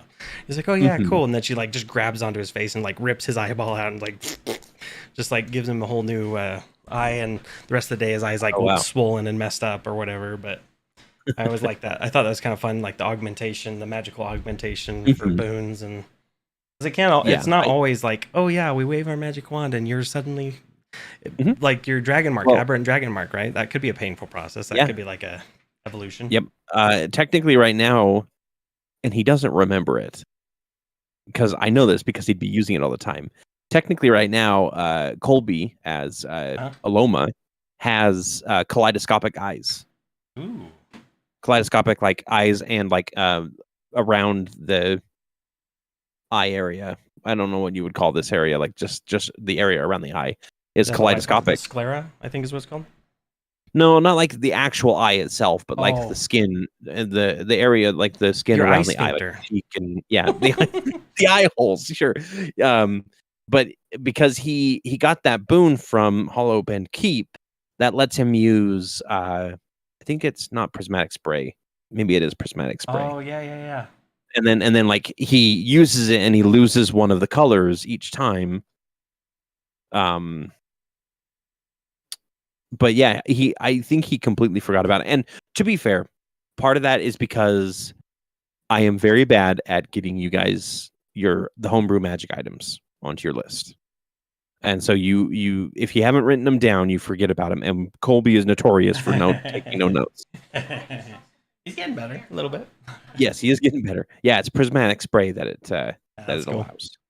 Yeah, which it's really cool, and definitely like last episode where he's like, "Oh man, I'm almost out of spell slots.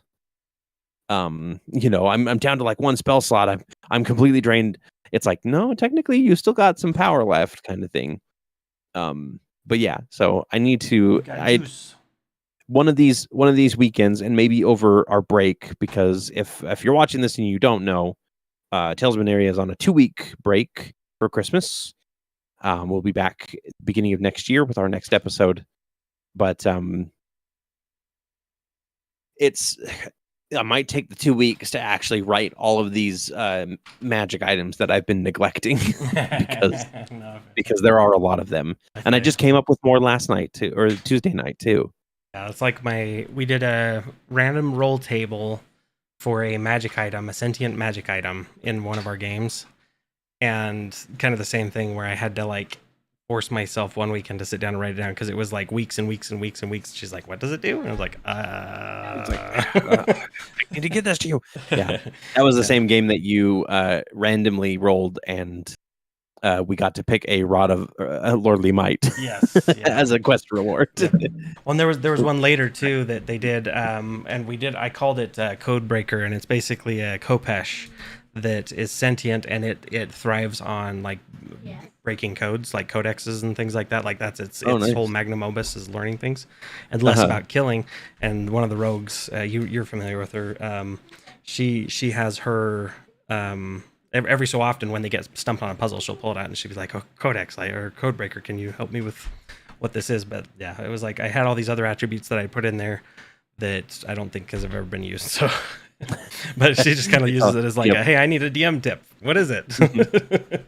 Well, we had that. We also had that one magic item that you provided us that was like a talisman. Ooh, yeah. That Wise Yori kind of carried around that did like legend lore and things like that. That was really cool. That was fun. I don't think we didn't get to use that too much because I think I switched back over to my other character like the next session. Yeah, I think it was. You're talking about the stone, Golgotha stone. Yep, it makes you like slimy, if I remember correctly. That was a fun one. Oops, wrong way. Yeah, and that's the thing is like I know that you all have boons from Hollow Bend Keep. Mm-hmm. It's just nobody's written them down. Or nobody has them. I think I have it written down, but like you said, it's on that page that I don't go to. And so if it's not something that's in front of me, I'm notorious for that too, because like every combat, you'll see me start the combat, and I'll start making check boxes down my list so I can track, okay, which ones are defensive, which ones are honed edges, which ones are, and if it's not on that list, then usually it gets kind of forgotten. Yeah, and that's kind of why I'm okay giving you guys like extra magic items in games, is because I know that like most of the stuff that's not just a static bonus that gets added to the character sheet is not going to be used very often, until like I go, okay, here's a situation, and you guys are like, oh, we don't know wait how a to fix second. this. Let's go through our magic items, Yeah. and Here's then what somebody we goes through have. and they go, oh wait, if I can do this, Um, Like this when last episode Tori we had. Lindsay's like, "Where's the horn?" I definitely picked that up. Oh yeah. Yeah. Dylan's like, yeah, I definitely got, or Tori, yeah, Tori. that's right. I got it completely backwards there because I'm tired. This last episode, you guys were trying to figure out how to get Victor through a 20-minute dive through water without suffocating. And the way that you did it was clever enough that I allowed it just for flavor's sake because I thought it was cool. Yeah. But also, like the next episode, that will be coming out soon. So the spoilers for that. But Colby was going through his character sheet, and he goes, I took polymorph. You could have used that. So I could have just polymorphed Preston into a water creature to come with us, or Victor. So if we haven't gotten any flack for it, thankfully, because we have a small audience and you guys are all awesome. But if we ever did get any flack for it, I would just point out that technically they had polymorph the next episode. Yes. And if you would have asked, the guy the Edequathan that led you down there, he would have offered you a water breathing potion. Oh no! Yeah, I didn't even for a price though. Right. Like then that was why Victor was like very much against like buying any sort of magic items down there, is because any sort of water related one, they would price gouge for sure. I'd be taken advantage of. Yep. Yeah, but that was one of those things where it was like, and to be honest, part of it was I forgot that you guys would need a way to hold your breath kind of thing. So I was like, I'll just make sure that this guy offers, it's just going to cost him unless they, because when I was like, oh yeah, you guys can go down to Edequathan, go down to Deepwell. And I was thinking like, oh, they're going to make sure that they get some water stuff, some water breathing. Surely they're going to go down there. Surely my players wouldn't be that dumb and grab the means to breathe underwater. Obviously, like Bolt will be fine, but everybody else, like surely that they would grab something like that. No, the answer is no. Yeah, well, and when we were going down there too, like you hear me a couple of times during it be like, we should, I wonder if we need this or whatever. And I was fully thinking I had one on my person, a potion of water breathing. And so when we got down there, it's like, oh no, yeah, because I think Aramis is the one who has the potion of water breathing.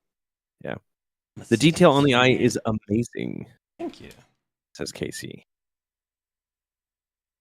He is a little scaraby spider thing. Yep. And he's taking the opportunity of the maid being distracted to weave a new web after having it dusted away. Yes. Oh, wait, hold on. Webs have always been the really interesting shapes. Well, yeah, because like when you see a web in real life, they very rarely look like a spider web, right? Yeah, totally. Like they always look like just like a collection of strands to make like a little home, but very rarely do they look like the classic spider web that you see animated Charlotte's all the time. Web. Yeah, but when it comes to drawing a realistic spider web is not as cool as drawing this. Like, right, it's there. So Eric, having honestly, a few well-placed price gouge NPCs is not a bad idea as a DM. Don't stop your players from progressing, but punish their wealth. Yes, I agree. Well, and it's true. Like, I mean, in real life, that's what happens. If you're, if you live in like in Utah, for instance, we have a lot of salt, right? So salt's not going to be that expensive. But if you go somewhere else where they don't have a salt mine of some kind, then obviously those prices are going to go up. Yep. And the easiest way to see that is with gas stations, right? Yep. Like gas stations in a city, like the further you get into like a city proper, that like you can see a couple cents difference in per gallon gas, but like the ones that are right next to the freeway and the ones that are like in the middle of nowhere, their prices are like up 5-10 cents per gallon, because they're like, where else are you going to get gas? Here? Cool. Yeah, there's some places too, like when I used to be so back in the day I used to drive for FedEx. I was a FedEx driver out in the boonies in Missouri. And there were several places where they didn't even have public water. So like if you went and you had to use the restroom or something, they would be like, you need to buy something, and everything, like the shelves are just, it looked like something you'd see in like Call of Duty Warzone, right? There's like nothing on the shelves. You're like, okay, I'm gonna get this, like, I think it's expired Snickers bar. I'm gonna buy it for $7, and then that's gonna pay for my restroom visit. So yeah. Well, Preston, thank you so much for drawing this amazing maid. I know we didn't get to the suggestion tonight. Don't worry, we saved those suggestions, and we have I have a little spreadsheet for ongoing. Let's see, where is it? I'll figure it out. So but we have a little spreadsheet that we basically, I'll make sure to put down who it's from. So that's Red Shadow 2797. Thanks for joining on Twitch and on YouTube. It's fun to hear how everybody's doing. Don't forget to, like you mentioned before, don't forget to go in the Discord. So, and if you want to participate in the character build contest, that's going to be closing soon. Yeah, they got until Sunday evening, basically. Basically, if it as soon as it turns over to Monday, we won't accept anything at 12 p.m. or 12 a.m. on Monday, December 19th. That's the cutoff time. So yeah, if you can get your Hero Forge figure either emailed to us at talesofanaria@gmail.com or get it over to us on Discord. We have a dedicated channel for it. You can win a painted minifigure that we will paint next Friday, the 23rd, I believe is that day. Yes, December 23rd at 7 p.m. Mountain Standard Time, same time as this time. Same time, we'll same be channel. Painting, exactly. We'll be painting your mini, or one lucky person's mini, and we'll be going over our picks. Basically, we'll be picking 5 runners up, and then, or kind of 5 of the best that we enjoyed, and then we'll be picking a grand prize winner. Not based on like voting criteria or anything like that. We're kind of just going to randomize it just to make it fair for everybody. But yeah, join us for a really fun stream next week. It's been a fun stream this week, and thank you for joining us. Yep. Thanks for hosting, Uwu. Put a squid uwu in the chat if you're watching this later, or if you're watching it now, with a skull and crossbones. Please do, yeah. Instead of a skull and crossbones, give us a squid and an uwu at the same time. Eric might have started something. Yes, perfect. We're gonna make this a thing, Preston. We'll give you another option instead of just skull and crossbones, and I'm all here for it. But thanks everybody. You have a wonderful weekend. Happy holidays. If we don't see you again before the holidays, and see you next week. You guys.